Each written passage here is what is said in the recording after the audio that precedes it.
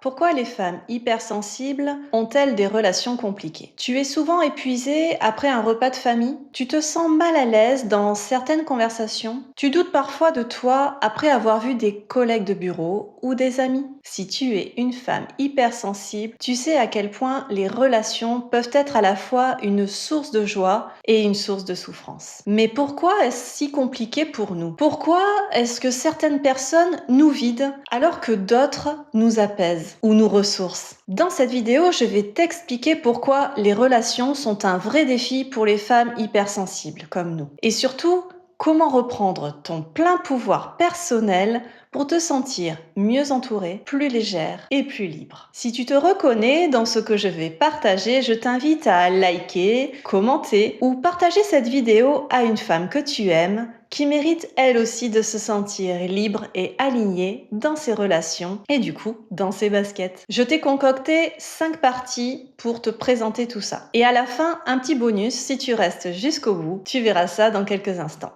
1. Les hypersensibles et les relations. 2. Les différentes sphères de ta vie. 3. L'importance de faire du tri. 4. Reprendre ton pouvoir personnel. 5. La relation la plus importante. Partie 1. Les hypersensibles et les relations. Quand on est hypersensible, tu le sais, on ressent tout plus fort. Les émotions des autres, les ambiances, les non-dits. C'est comme si on avait une antenne géante toujours branchée sur les fréquences des autres. Résultat, on absorbe les tensions, les colères, les peurs, les jugements. On se sent responsable du bien-être des autres. On cherche à éviter les conflits, à faire plaisir, à être aimé. Mais à force, on s'oublie. Et certaines relations deviennent lourdes, douloureuses, voire même toxiques. Reste bien jusqu'à la fin de la vidéo si tu es une femme hypersensible et ambitieuse, car je vais te dire pourquoi il est primordial de t'entourer de personnes bienveillantes et positives si tu as décidé d'atteindre un objectif clair et précis dans les prochains mois. Partie 2. Les différentes sphères de ta vie. Dans la famille, on peut se sentir enfermé dans un rôle, incomprise, jugé parce qu'on est trop sensible, parce qu'on est trop émotive. Dans le cercle amical, on peut avoir du mal à poser des limites, à dire non, à se préserver, surtout si l'autre a besoin de nous. Dans le couple, l'hypersensibilité peut créer des décalages de communication, de besoins, de rythme émotionnel. Et au travail, on absorbe le stress ambiant, les injustices, les jeux de pouvoir. Cela peut devenir très épuisant mentalement. Toutes ces sphères influencent directement ton bien-être. Ton environnement émotionnel façonne ton état d'esprit, ton énergie, ta capacité à croire en toi. Partie 3. L'importance de faire le tri. En tant qu'hypersensible, tu es une éponge émotionnelle. Tu captes tout. C'est donc vital pour toi d'apprendre à faire le tri dans tes relations. Et ce n'est pas de l'égoïsme.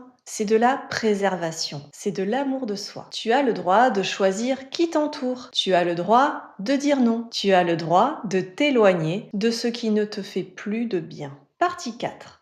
Reprends ton pouvoir personnel. Tout commence par une question simple mais puissante. Qu'est-ce qui dépend de moi et qu'est-ce qui ne dépend pas de moi? Tu ne peux pas changer les autres, mais tu peux choisir ta posture, poser tes limites et surtout cultiver la relation avec toi-même. Plus tu t'aimes, plus tu t'écoutes, plus tu deviens capable d'être bien entouré. Car tu n'attends plus des autres qu'ils comblent tes manques. Tu rayonnes de l'intérieur. Partie 5.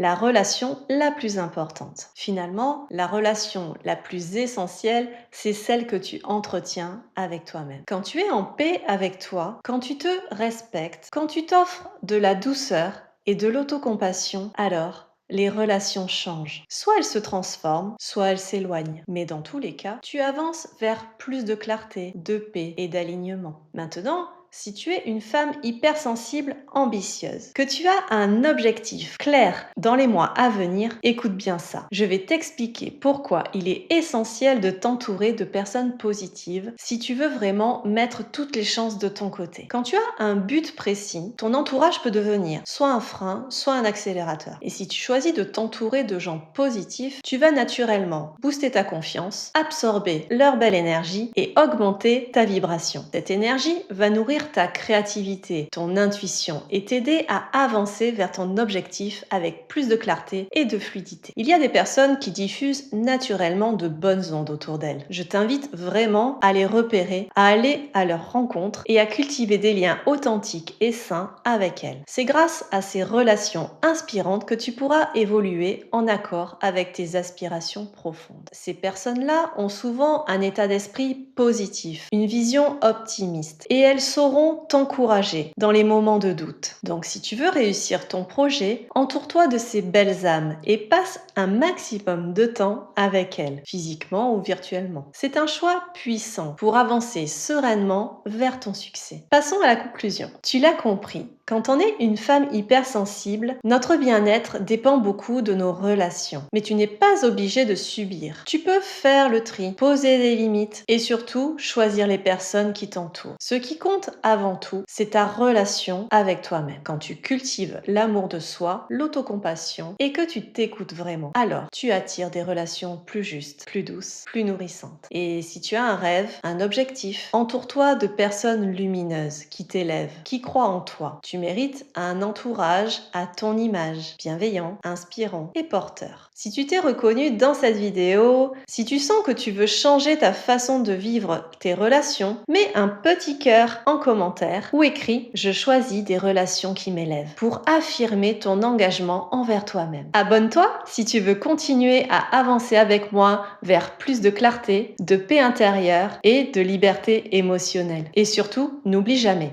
ta sensibilité est une force et tu peux apprendre à t'en servir comme un super pouvoir. Je te dis à la semaine prochaine et surtout, prends bien soin de toi.